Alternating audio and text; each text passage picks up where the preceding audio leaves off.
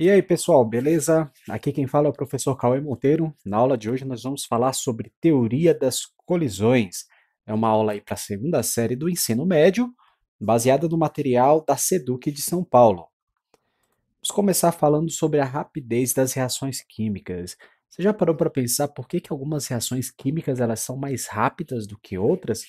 Por exemplo, nós temos aqui os fogos de artifício, uma reação química que acontece numa velocidade muito rápida. Enquanto o processo de ferrugem demora dias, meses, anos, dependendo do que está sendo enferrujado ali. E quais são as condições para a ocorrência de uma reação química? Vamos ver alguns exemplos aqui. Quando estão armazenados, combustíveis não sofrem reação. Entretanto, se houver contato com uma faísca, ocorre a combustão. Por isso que é proibido fumar nos postos de combustíveis, porque qualquer contato com a faísca pode ocasionar um acidente fatal. A pólvora dos fogos de artifício somente explode quando é atingida pelo calor da queima do pavio, e a madeira necessita de contato com uma faísca para entrar em combustão. Em todos esses casos, nós podemos notar que a reação química somente ocorre quando os reagentes, que é o combustível e o oxigênio, estiverem em contato e eles receberem energia o suficiente. Bom, tudo isso está relacionado com a teoria das colisões. O que essa teoria vai dizer? Ela vai dizer que para que uma transformação química ocorra, é necessário que as partículas dos reagentes colidam entre si. A colisão deve ser específica, orientada e com energia suficiente. Então, nós temos aqui o exemplo da reação do monóxido de nitrogênio reagindo com o ozônio para formar dióxido de nitrogênio e gás oxigênio. Mas para essa reação acontecer, as partículas dos reagentes devem colidir. Então, elas estão aqui sempre colidindo. Quanto mais colisões, mais efetiva vai ser a reação. Pensa num carrinho de bate-bate. Se você tem mais carrinhos ali, você vai ter mais choques, certo? Aqui, da mesma forma, quanto mais partículas, quanto mais moléculas de reagentes colidindo, mais rápido essa reação vai acontecer. Mas para essa reação acontecer, o monóxido de nitrogênio ele precisa colidir com o ozônio na orientação adequada. Se você for observar aqui comigo na imagem, você vai ver que aqui eles colidiram, mas não foi na orientação adequada, portanto, não houve reação, não formou os produtos. Eles permaneceram os mesmos, da mesma forma aqui embaixo. Somente quando a colisão ela foi efetiva que a reação aconteceu. Então, nós temos aqui algumas condições na teoria das colisões. As partículas elas colidem para a reação acontecer. Quanto mais colisões, mais efetiva é a reação. As colisões devem ser na orientação adequada e é necessário que tenha energia suficiente. Então, nós temos aqui esses 4 critérios para que uma reação aconteça. Vamos ver se ficou claro até aqui. De acordo com a teoria das colisões, quais afirmativas são verdadeiras? Pausa o vídeo e tenta responder. E aí, conseguiu? Vamos analisar cada uma delas. Em toda reação ocorrem colisões, mas nem todas geram produtos. Bom, essa afirmativa é verdadeira.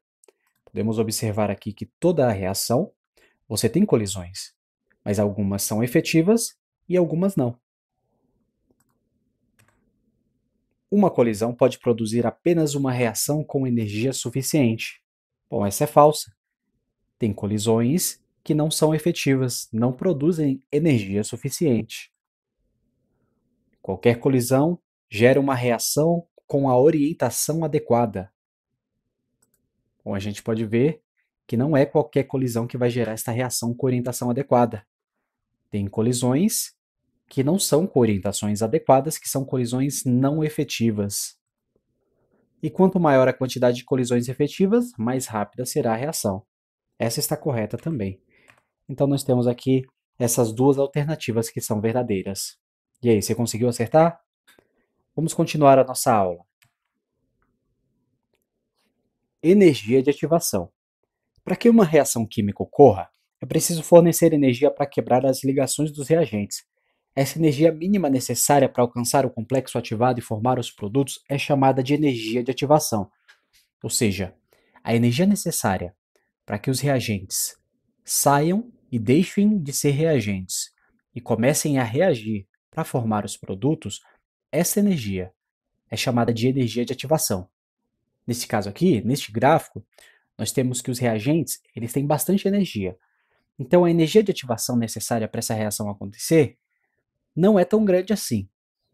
Quando ele chega aqui em cima, nós temos aqui o que nós chamamos de complexo ativado, que é uma estrutura intermediária. Ela é instável e há ligações enfraquecidas presentes nos reagentes e novas ligações presentes nos produtos. É como a água ali no ponto zero, onde você tem o estado líquido e sólido ao mesmo tempo. Então aqui nós temos uma instabilidade e a reação ela acontece rapidamente e forma os novos produtos.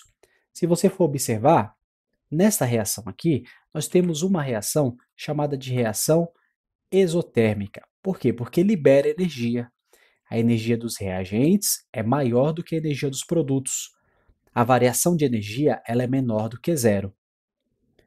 Neste caso aqui embaixo, a energia de ativação para essa reação acontecer ela é muito maior.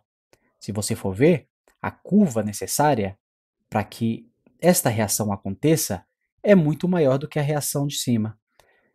É como se fosse uma montanha-russa. O percurso que o carrinho precisa percorrer aqui embaixo é muito maior do que o percurso que ele precisa percorrer aqui em cima. Então a energia de ativação necessária para essa reação acontecer é maior. Quando ela chega aqui no complexo ativado, a reação ela acontece, nós temos os produtos que têm uma energia maior do que os reagentes. Os reagentes têm energia menor do que os produtos.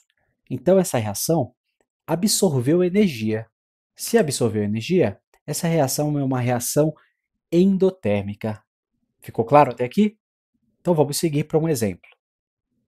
Neste exemplo, nós temos moléculas de gás metano e de gás oxigênio. Se você observar, mesmo se elas colidirem entre si, elas não têm energia o suficiente para que uma reação aconteça. Mas basta que haja uma fonte de energia e rapidamente esta reação ocorre, formando seus produtos, neste caso dióxido de carbono e água. Vamos ver o gráfico dessa reação. Então, nós temos aqui as moléculas colidindo, elas recebem energia, passam pelo complexo ativado. Aqui, depois de gerarem os produtos, a energia desce e nós temos aí o produto final, que é dióxido de carbono e duas moléculas de H2O. Então, se vocês observarem no gráfico, a energia de ativação para essa reação acontecer não é tão grande assim. E a energia dos produtos ela é menor do que a energia dos reagentes, que é maior. A variação de energia é menor do que zero. Vamos olhar outro exemplo. Aqui neste exemplo nós temos as moléculas de gás oxigênio e moléculas de gás nitrogênio. Elas estão colidindo entre si, mas não reagem. Inclusive, a composição do nosso ar nós temos nitrogênio e oxigênio. Só que o nitrogênio ele é um gás inerte e ele não reage com o oxigênio. Para essa reação acontecer, é necessário uma fonte de energia muito maior do que na reação anterior. Então, nesses casos, em grandes tempestades, nos raios, eles fazem com que o nitrogênio reaja com o oxigênio. E quando essa reação ocorre, ela vai gerar um monóxido de nitrogênio. Vamos olhar o gráfico dessa reação. Então, nós temos aqui uma alta quantidade de energia que foi necessária para fazer com que essas moléculas alcançassem um complexo ativado. Logo após alcançar o complexo ativado, nós temos ali os estados onde os reagentes e os produtos estão presentes ao mesmo tempo. A reação ocorre formando monóxido de nitrogênio. Se vocês observarem aqui, a energia de ativação é muito alta. E a energia dos produtos é maior do que a energia dos reagentes. Aqui nós temos a reação endotérmica e na reação anterior, a reação exotérmica. Beleza? Agora vamos falar sobre catalisadores. O catalisador é uma substância que não é consumida na reação e ele vai acelerar essa reação sem que a reação seja alterada permanentemente. Qual é a função do catalisador? É diminuir a energia de ativação necessária para que a reação possa acontecer. Se nós observarmos aqui, a energia de ativação necessária sem o catalisador, ela é maior do que a energia de ativação necessária com o catalisador. Então, o catalisador ele diminui a energia de ativação e faz com que essa reação aconteça mais rapidamente. A montanha-russa, ou seja, o percurso do carrinho, ele ficou menor. Quais são exemplos de catalisadores? Enzimas digestivas, que são catalisadores biológicos que ajudam na digestão dos alimentos. O catalisador de conversor, que são usados em carros para reduzir poluentes. O ferro, que é um catalisador na produção de amônia. E a enzima catalase, que acelera a decomposição do peróxido de hidrogênio, que é a água oxigenada. Vamos agora resolver alguns exercícios.